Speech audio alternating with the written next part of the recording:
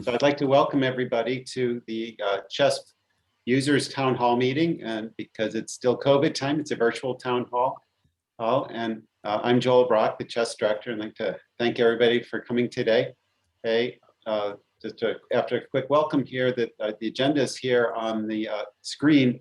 So have a facilities update, give you the details of what's going on with the run we just finished and details for the current run and the one this fall. And then a couple announcements about things that are happening this summer and the fall, followed by some discussion time. So let me hand over, I think, Sam, I think you're next from the user's office. Yes. So welcome, everyone. I just have a couple of updates for everyone on the completion of our second full remote run at CHEST. The 2021-1 run cycle ended it feels like a few hours ago, but a few short days ago. We were able to grant beam time access to 62 proposals for this last run. We had 56 PIs and 426 additional collaborators and affiliates.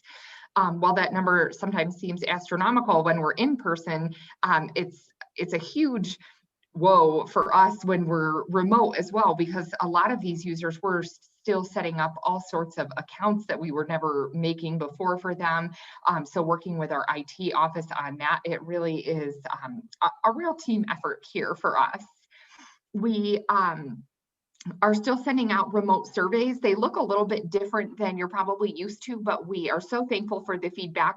I pulled a few of the glowing feedback items here to share with you. We do get constructive criticism in those as well, which we're more than happy to receive. It seems like some of us at least will be home for quite some time now. So it's nice to know what we're doing and how our users are feeling as far as what we're doing right, what we can improve on, and what their thoughts are. So I'll read the first one. I'll leave the other ones up there. But one of our users shared that the process of proposal, experiment prep, measurement, etc. is outstanding. This is really a huge accomplishment given the COVID precautions and challenges. And I congratulate Cornell U and the CHEST staff for providing such excellent access to the facility.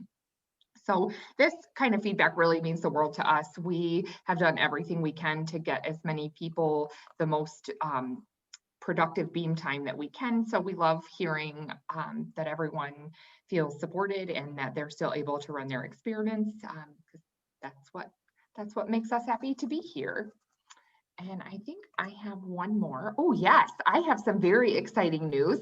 Many of you have been emailing and submitting requests and wondering, when is the next run cycle? And the reason why we have not had an announcement for that yet, I'll let Joel handle in a few minutes, but we have just had some scheduling things that we really wanted to take time and put into so that once we announce these dates, they would be permanent. So as of this morning, the run cycle, the 2021-3 run cycle, so not the next one, but the one after that, will be September 22nd through November 23rd, with 1 week down for machine studies, October 19th, October 26th. The proposal deadline for that run will be Wednesday, June 30th, and the BTR deadline will be Wednesday, July 21st. And I just manufactured those dates, so they are not on our website yet. This really is hot off the press this morning. So I'll get all this information over to our communications team, and we'll get our websites updated and newsletter information and all of that for you. But I begged and pleaded that we would have these dates to share with you by this meeting, because I know this is the community who really cares to hear about it. So here we are. And with that, I think I will pass it back over to Joel and let him give the users meeting announcement. Okay, yeah, the first of the announcements is that we are going to have our annual users meeting again, and it's the traditional date of the Tuesday before alumni weekend here. It turns out this year that's June 8th and 9th.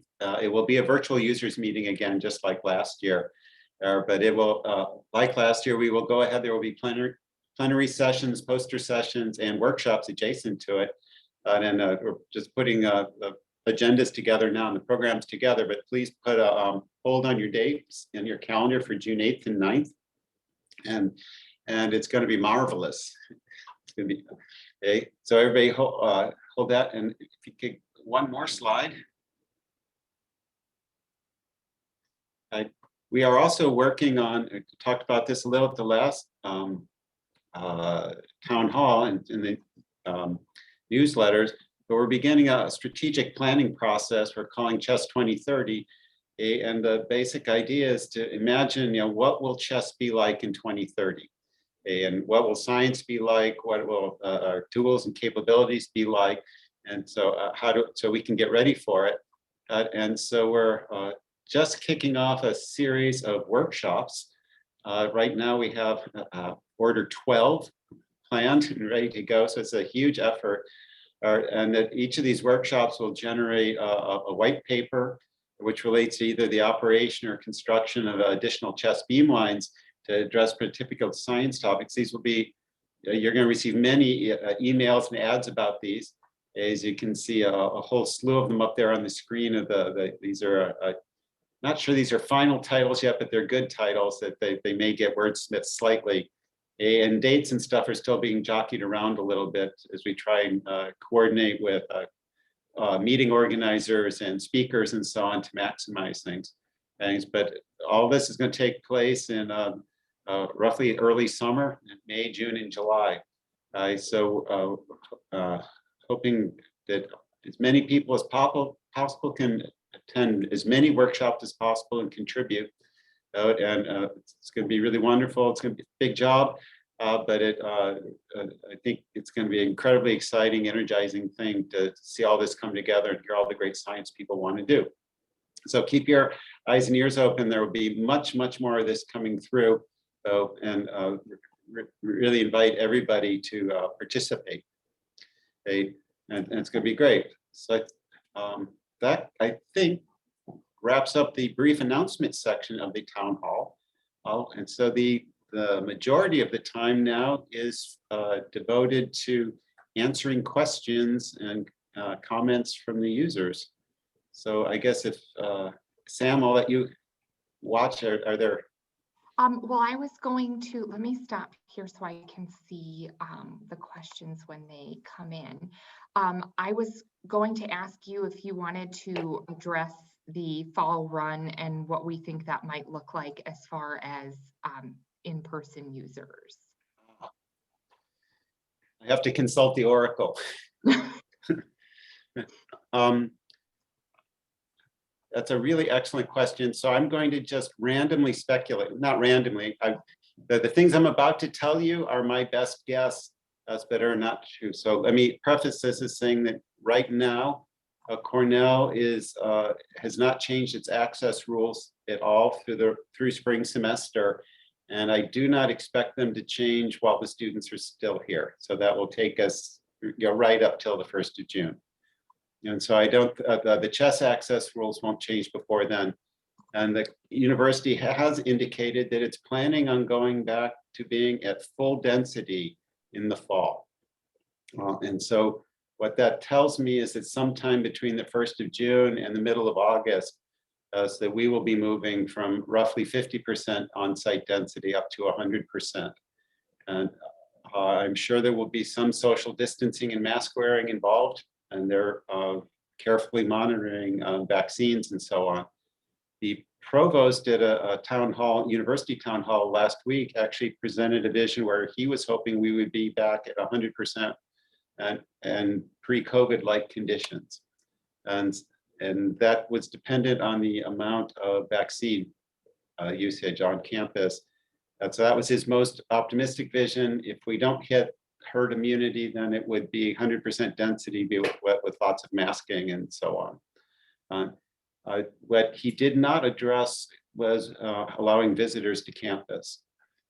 So I'm imagining what will happen is we will get to 100% density, but they will more gradually release restrictions on traveling to campus.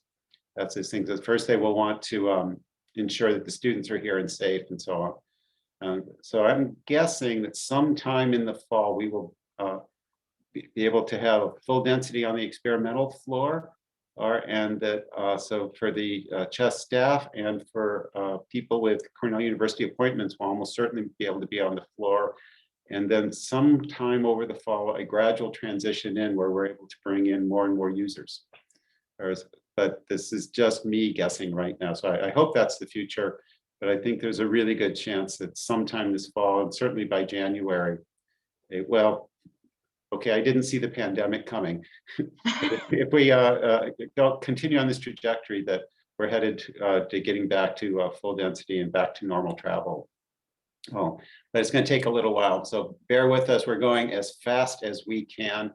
And we also need to be a little cautious as we do this, that we need to do it safely, but people also need to feel safe. And it's for everybody I took my first plane flights this weekend, and it's weird when you haven't done it for 14 months. And so it's just going to take us all a little while to get used to, that person at the restaurant table next to you coughing. You're just like, get away from me. So you got to be careful. Also, we'll be working at it. If you have specific questions or concerns, don't hesitate to ask and so on. But that's kind of my view of the future. Great, thank you. So we will open this up to the users now. We have asked a lot of our staff from different areas to be here. So any question that you have, we have scientists here, technicians here, operations staff here, administrators here, communications here. Any questions, comments, concerns, we are here to answer them for you. So please let us know what we can do for you.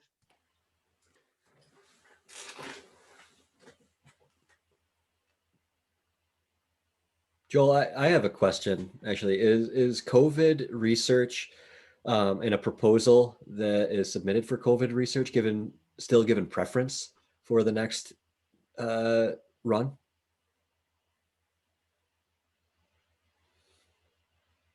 It would certainly catch our attention. Yeah. We don't have a formal process. The last spring, when that was the only research we could do, it definitely got you preference. Mm-hmm. And we haven't had an overwhelming number of proposals dealing with COVID. And so but it's certainly, if it was brought to our attention and it's a very high priority for that reason, the director's level, we take a close look at it. Yeah. So if you have something which is on a critical path for COVID, definitely mention it.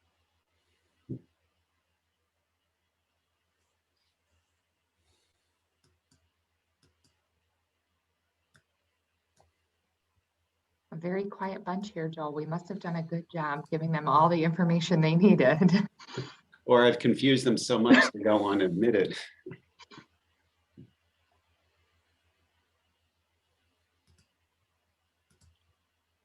Joel or Ernie, do you want to give a brief update on HMF?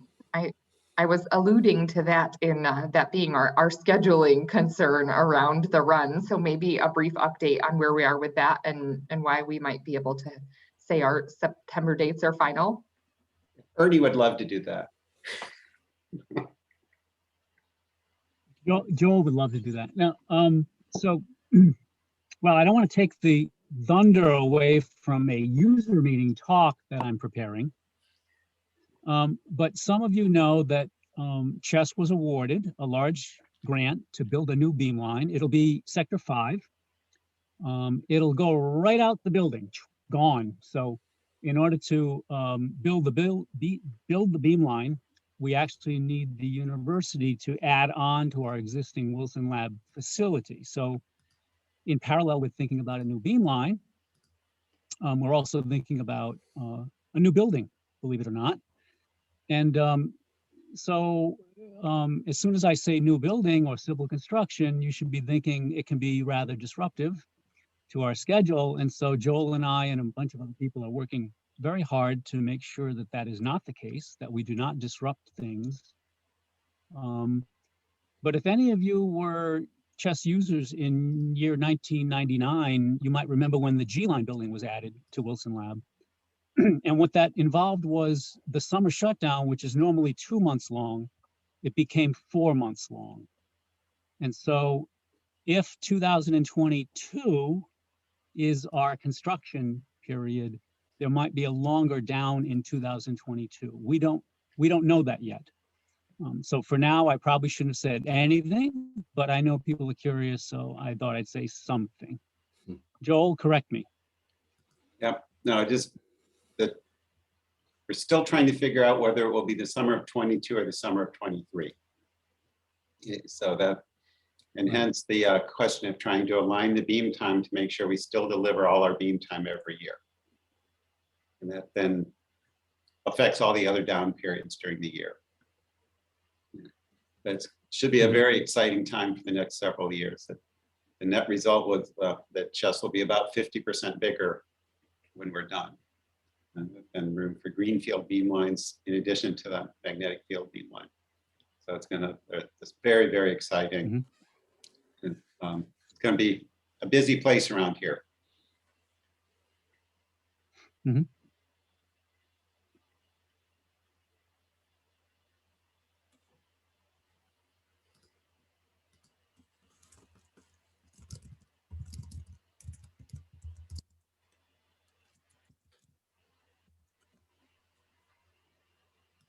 Guess maybe I can prompt some users. I guess I'm kind of curious to hear how people's experiences as a user were working remotely.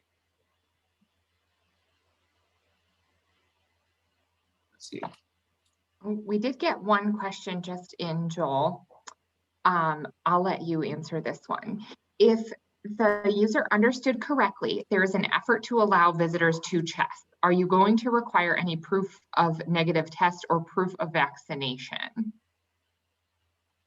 Let me speculate again. That so far Cornell hasn't changed the rules and we're not allowed to have visitors on campus. But given that the things are going to loosen up and that the university is really stopping just short of requiring employees and students to get the vaccine. And I think they will strongly encourage visitors to have the vaccine too. What's happening in policy for local is that you're supposed to get it unless you get an exemption for a medical reason or religious exception, but that'll be a formal process. And so I'm guessing that they will want people using the facilities to have similar kinds of protection. And I guess I would encourage everybody to get the vaccine anyway, for your own protection. But the rules have not been published yet, and nor has a time scale for doing it. But and this is just Joel. Now there's no way you can hold me to this, but I'm guessing things will really start evolving quickly this summer, and may actually have impact on CHESS operations for users. It will have an impact on our operations this summer for getting our work done if we can have more people on site. But for users, it will probably be, the transitions will occur mid to late fall, I'm thinking. Thank you. And you were asking a question as this was coming in, Joel. You were looking for feedback? Yeah, that if users that had a good visit or a challenging visit or suggestion of how we could do things better, or just in case we're not completely perfect. Looks like Todd Huffnagel has his hand raised. Oh, I can't see it. Go ahead, Todd.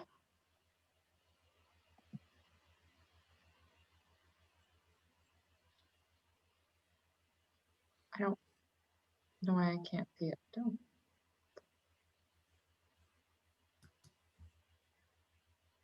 Todd, you're muted if you're trying to speak.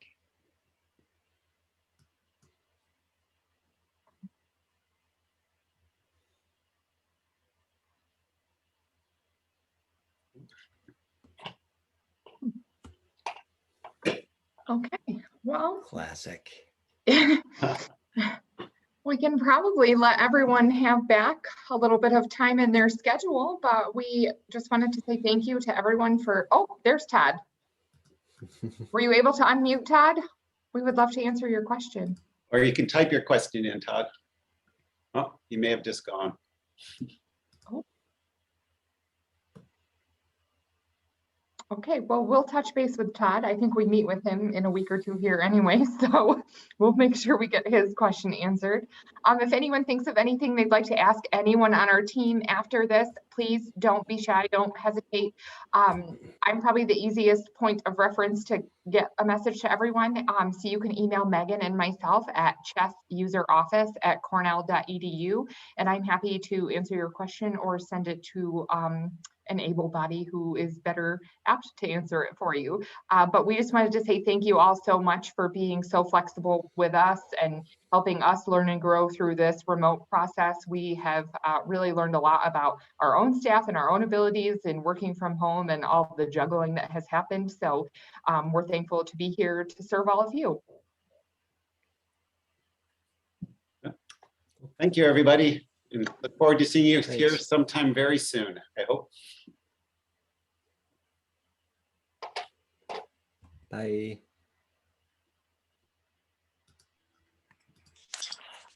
Bye, guys.